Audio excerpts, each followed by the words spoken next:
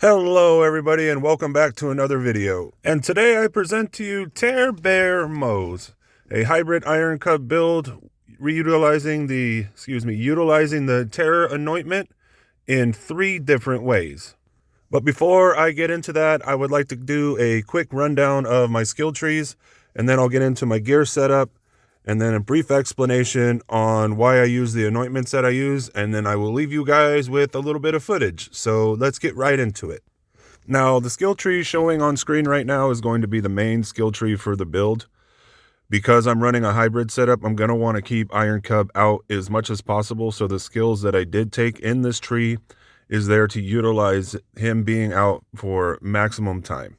Also, the skill Superior Firepower gives you a hidden 100% cryo damage bonus, which will synergize actually really well with the anointment that we're going to be running on our guns, which is the While Terrified gain 75% cryo damage. Maxed out Harmonious Havoc and fired up because I'm going to be running and matching elements in our loadout.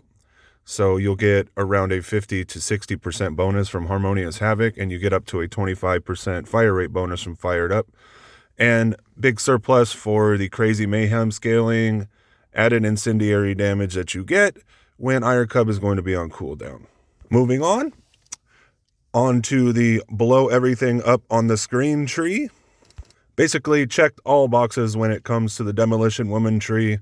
Took max fire in the Skag Den, max Toward Cross promotion, max Stainless Steel Bear, because Stainless Steel Bear actually buffs the fire in the Skag Den bonus as well. You will need Vampire to heal your health bar when the enemies are beating the crap out of you. Pull the Holy Pin and Means of Destruction is there for a little bit of ammo regen. Deadlines is there just to get a little bit of fuel back. Again, maximizing Iron Cub being out as long as possible, and of course the capstone, which will help you blow everything off of the map, Short Fuse. Now for the Bottomless Mags tree, nothing really crazy going on here. Cloud OLED, Stoke the Embers, both give you incendiary damage bonuses. Cloud OLED will give you a free shot every few shots. Daka Bear to buff Iron Cub's damage, redistribution for the ammo regen and health regen, Scrappy for the weapon swap speed and weapon damage when you're moving, Scorching RPMs for the fire rate and crit damage bonus, and Iron Cub damage bonus.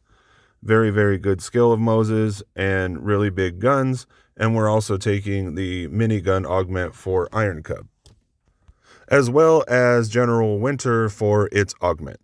Okay, so for the weapons and gear, starting off with the anointments, I ran all 3 damage types of terror on this setup due to the fact that you are going to have Iron Bear out for pretty much the whole time. So ASE elements don't necessarily work too well with this setup.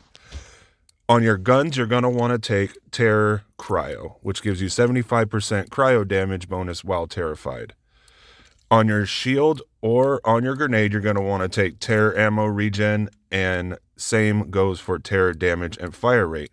And if you want to get the maximum efficiency out of Harmonious Havoc, you're going to want to put as many matching elements in your loadout as possible.